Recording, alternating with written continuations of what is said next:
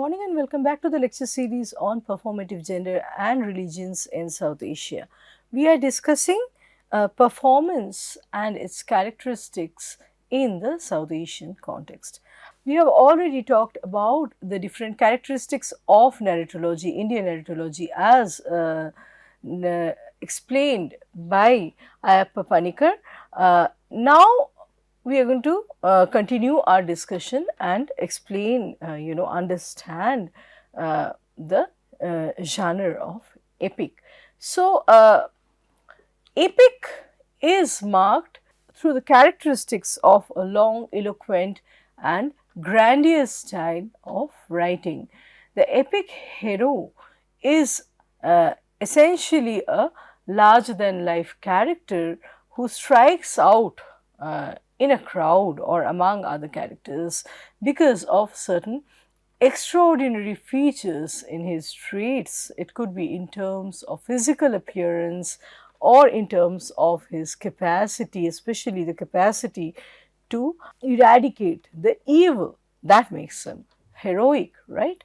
And the hero's aura creates a panoramic, dimension. As such, epic is all about, surreal or larger than real. It cannot be really understood in terms of the parameters that define the modern life and its values. Epic encompasses a panoramic space both literally and metaphorically. So, similarly, the epic hero is someone with extraordinary traits. There are certain basic, petty or trite elements also present in this epic hero that need to be transcended. The obstacles brought about by the destiny of the epic hero and how he transcends these obstacles becomes the plot of the epic. So, for example, he is separated from his beloved, he has to kill a demon in order to save a community are some of the very common tropes that we find in primary epics, and how these hurdles, these obstacles that come on the way of the fate are met and transcended by the hero constitutes the plot of the epic. So, how does time elapse in an epic? Why is epic such a long narrative? Usually epics are very, very long. So, it is about the trysts with destiny, how the destiny offers certain hurdles and how the hero overcomes those hurdles with his sheer valor and bravery, right? So, we also were talking about how in the Indian context specifically and also in the Greco-Roman context to a certain extent, epic refers to and throws light into a community centric life where humans are not self centric. It's not about the individual I, but about the we, and the we being above the I. So, destiny of the epic hero is a social or communal establishment which creates a major resistance. The hero is not fighting a demon or a rakshasa to achieve any kind of selfish ends. It is a way of safeguarding the community. It's a community centric goal. So, it wouldn't be wrong to say that the hero's fate is tied with the fate of the entire community from where he comes, where he belongs. This process of destiny is revealed gradually through the plot, the feat, the exploits that the hero has to achieve, the hero needs to attain. And from here we have so many archetypal motives, archetypal characters emerging from the epics themselves, the idea of the wise old man, the idea of the quest, and then the idea or the archetype of the young person being apprenticed, being trained in order to meet the larger, struggle or in order to achieve the larger goal. This is something we see when Rama and Lakshmana are trained in the sages ashrama, they are taken there in order to destroy the demons that are a threat to the sages. So all these archetypes keep coming back, how a person is a human form of Lord Vishnu is born in order to eradicate evil, right? That is something very much present in the epic Ramayana. So the epic is always marked by the intervention of gods, although the nature of divine intervention in Iliad and Ramayana are not quite similar. They are overlapping in some instances, but in many instances they are a departure from one another. Now, epic gives a lot of importance to conveying a moral message. At the heart of all epics, there is a moral message, there is edification, thereby, like I said, edifying or teaching, the purpose of teaching the society from which the epic is born, from where the epic has generated, becomes central to the idea of this genre. It is not only entertainment, it is about teaching a society, the community from where it has emerged. The message is conveyed through a common, juxtaposition of good and evil. Epic reflects the establishment of a particular clan or dynasty, thereby allegorizing history through its intervention. So, in other words, epic belongs to a time when formal historiographical documentation would not happen, right? We didn't have newspapers, so how would you know what the society looked like and what the society behaved and thought like? Epics would be a mirror reflection in many ways of the contemporary society, right? Where a dynasty, a king's regime, and the social values are depicted and celebrated, right? How the society used to function in the ancient times or in a particular era would be shown in the epic. So, epic is also a way of, commemorating a nation at a point in time. It's a way of, remembering a nation's past, right? And, documenting about a people, a civilization. Epic encompasses a space for dharma. So, morality, we have talked about edification and moral message. So, this is especially very much evident and visible in the case of the Indian epic.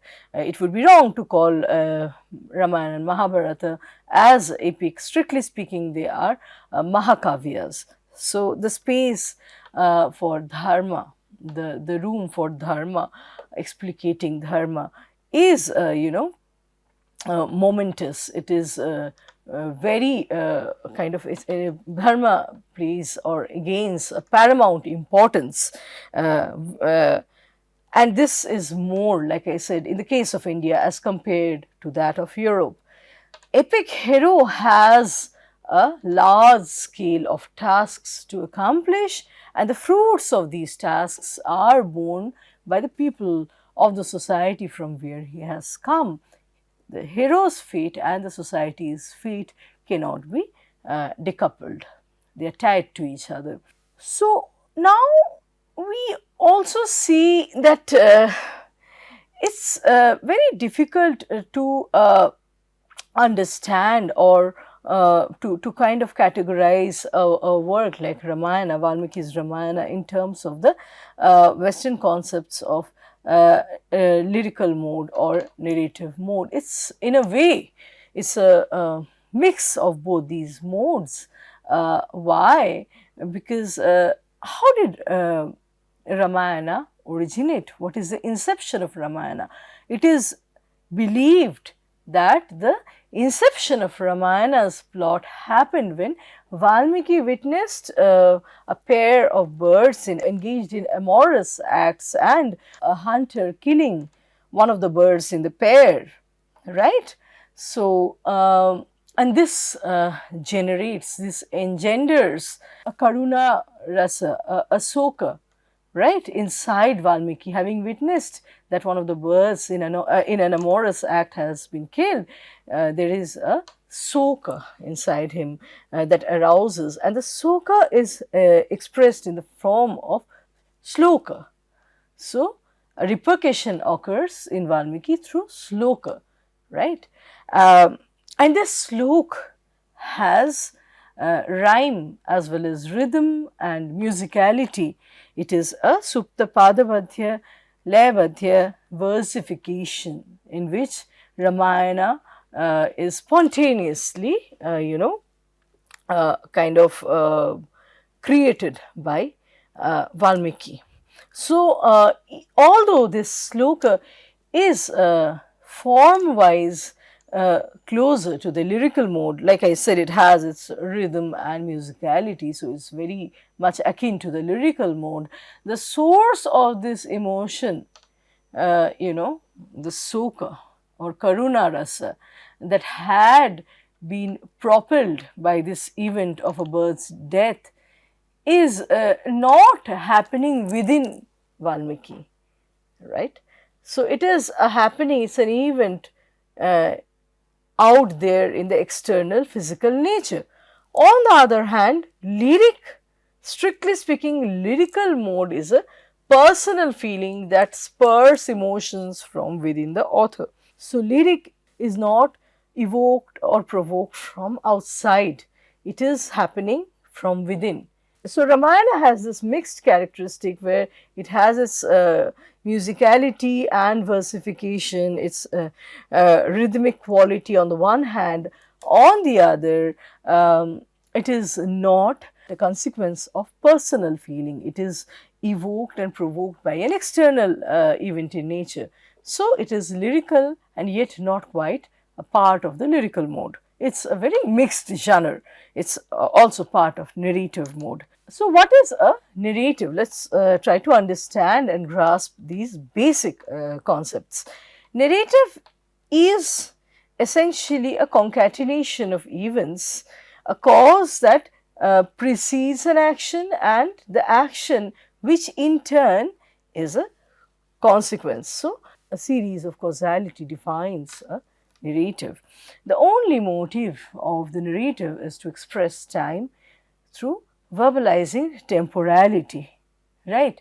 And what is temporality? Temporality is the way events play in time.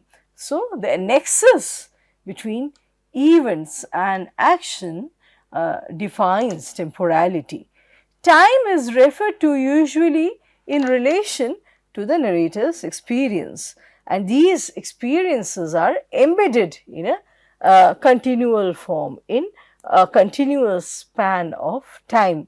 How events have happened within a given period of time defines temporality, and the travel of events in time makes up a narrative, right? So, thus narrative deploys language in order to verbalize the events that occur during a period or through a period of time. And lyric is incumbent on a state of emotion that may last for an indefinite period of time. So, although lyric is a concentration of experience uttered or articulated in the form of language, it is not restrained to have a very close link with the external flow of physical time. Put simply, lyric is a very internalized process. It is a very, it's a very psychic process. It's a very personalized feeling. It's the fruit of personalized feeling. So, although it is concretized in terms of words, in terms of language or through language, it does not necessarily have intricate link, or it does not sit very concretely on the external physical time. It can actually take off from the way external physical time flows. It is not answerable to, or have to play in tandem with the external physical time, right? Now, we are going to talk about Itihasa and Mahakavya, both of which are conceptions rooted in the Indian culture, in the South Asian culture. So, the term Itihasa, we have to understand, is not the same as history. Itihasa in Sanskrit means, thus, was a tradition. So, it talks of an accepted documentation of tradition, or accepted version of tradition, which may or may not be a verified form, right? So, history is more fact based. History can go back to and point to specific dates in the past. On the other hand, Itihasa is harping more on the mytho-historical. Thus was a tradition. The tradition thrives because people believe in it. So, this goes back to Panikar's explanation regarding how legends are formed, how the past is shaped through a collective consciousness, a collective faith. So, for example, while the leaders, the great prophets of Abrahamic religions, such as Jesus, Moses, Jesus, and Prophet Muhammad were born, and they have specific dates to their birth and their death. That's not quite the same with Rama, right? Rama or Krishna, they are very popular icons. They are much beloved in the Indian subcontinent, in the Indian context, and they exist because the majority of people want them to exist. They believe that they existed. We cannot, trace back to specific dates, but they are very populist figures. So, it's also a case of human agency that plays a very important, a crucial role as far as Itihasa is concerned. Tradition, a way of life, right? What they call in the Indian languages Sanskriti, right? The way of life, the conventions, they are defined by the majority of the people, and when people want these icons to exist, they do exist, right? Now, Sanskrit critic Bhama advocates features of the different types of literary art forms. So, how does he define Mahakavya? Any art piece that has all the rasas and bhavas and is swargabadha, right? Such a piece is Mahakavya. Next, what is Natya? According to Bhama, that which is to be enacted, or Abhinayarth, something that is meant to be enacted. Abhinayarth is Natya. So, next he is talking about Anibadha Kavya, the small divided Kavya that is not united by Swarga, and hence it is a departure from Mahakavya. Next, Akhyayika. Akhyayika is a kind of narration or narrative where the hero himself unfolds the plot, and hence it is presented in the first person.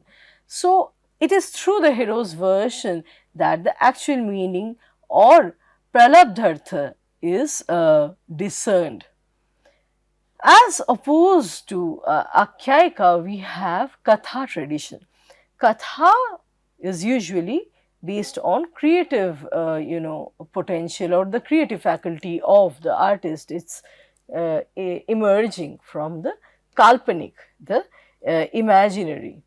Since the second person narrator is present, the imagination plays around with or might meddle with actuality, and the representation might be a manipulative form of pralabdhartha. So, in the classical form, a Mahakavya consists of a number of comparatively short cantos, right.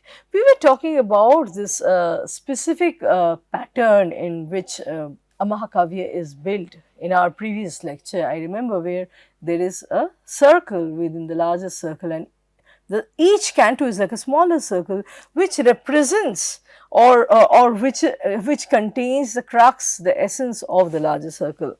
It is a miniature form of the Mahakavya at large. So, each canto is composed in a meter appropriate to its particular subject matter.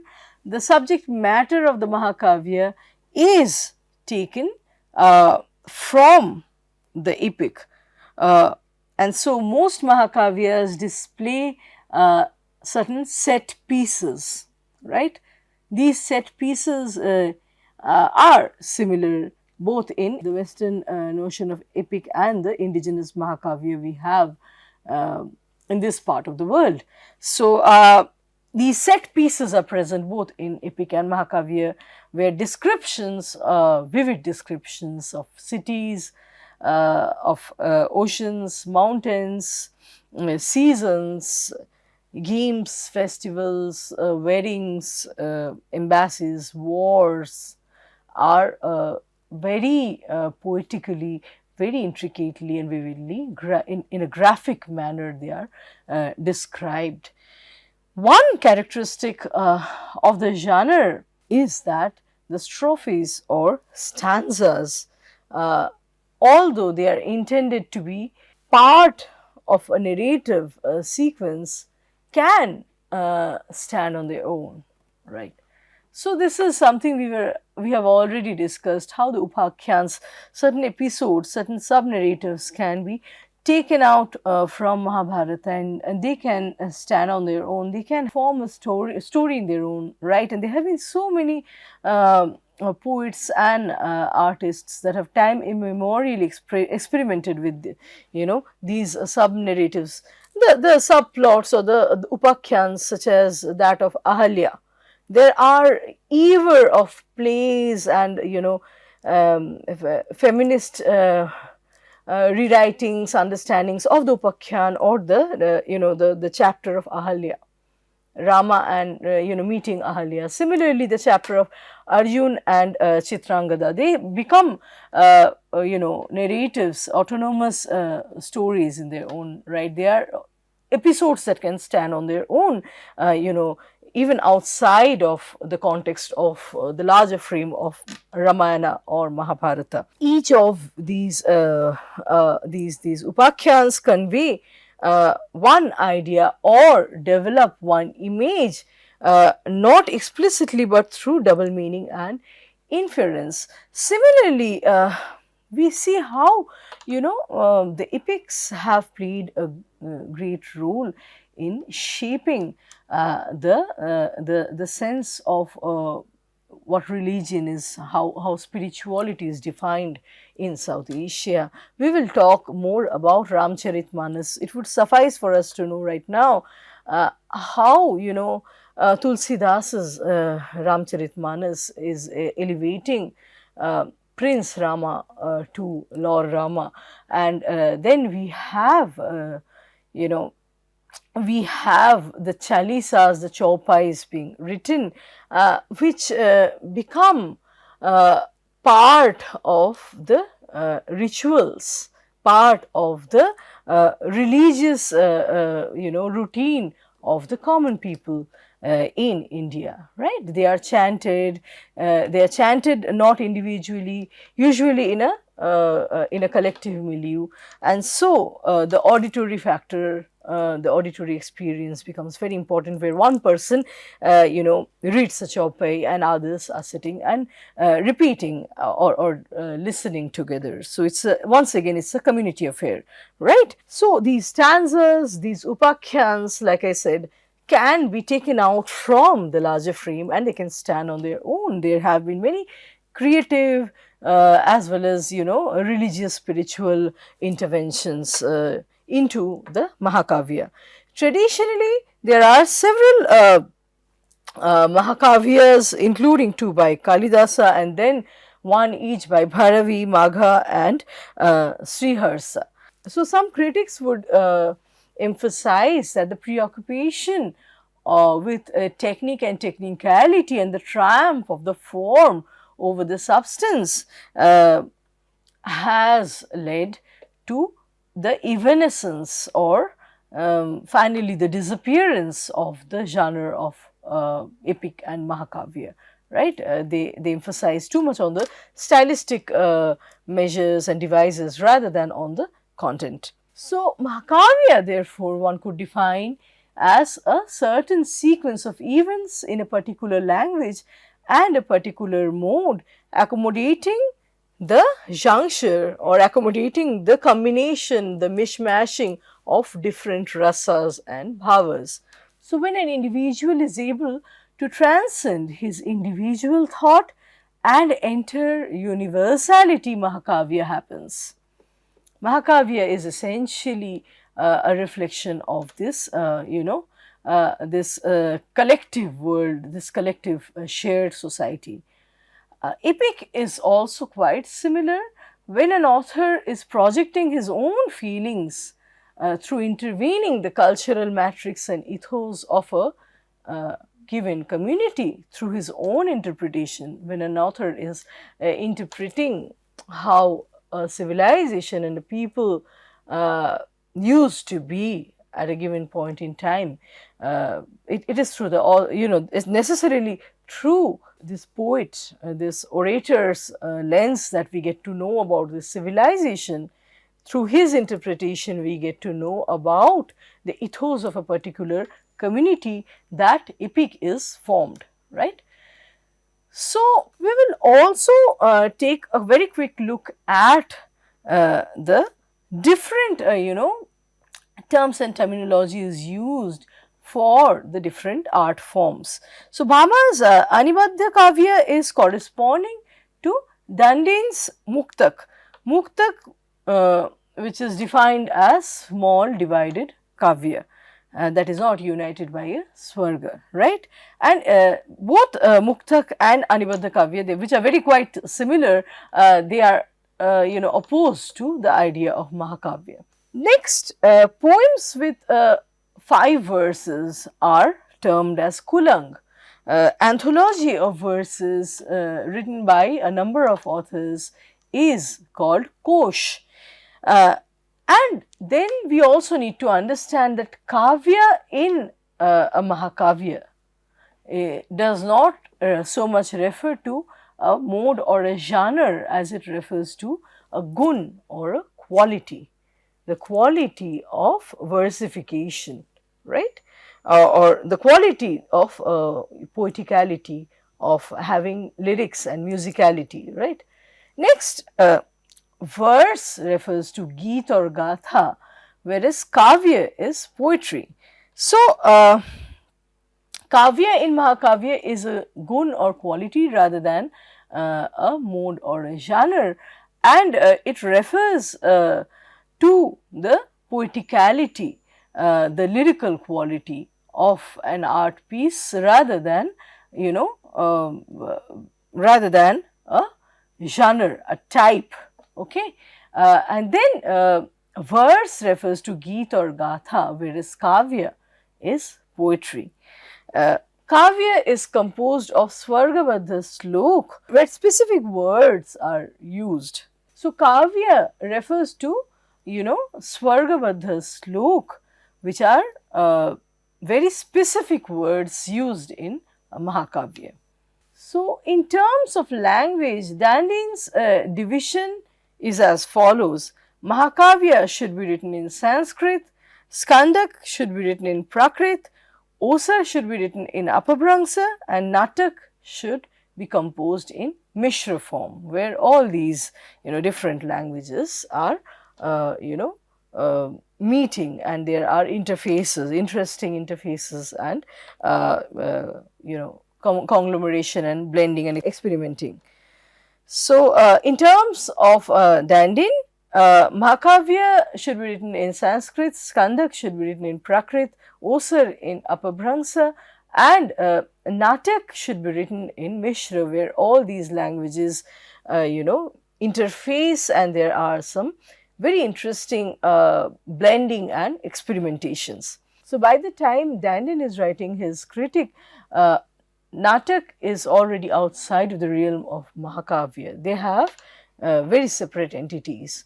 On the other hand, Bhama would accommodate Natak within what he calls as Abhinaya Earth. We are going to continue our discussion on the same topic in our next class. Thank you.